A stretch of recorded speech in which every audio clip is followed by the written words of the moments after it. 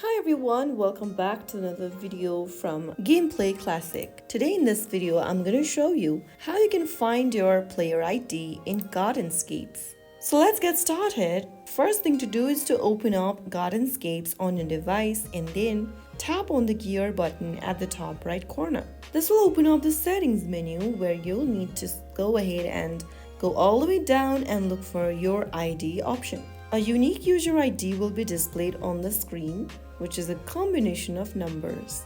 If you need your ID for support or friends, you can simply write it down on a piece of a paper or simply tap on the ID to copy it on your clipboard and share it with others when needed. And that's how it's easily done. I hope you found the video helpful. If you did, make sure to give us a thumbs up and don't forget to subscribe for more tutorials. I'll be back in the next video. Stay tuned till then.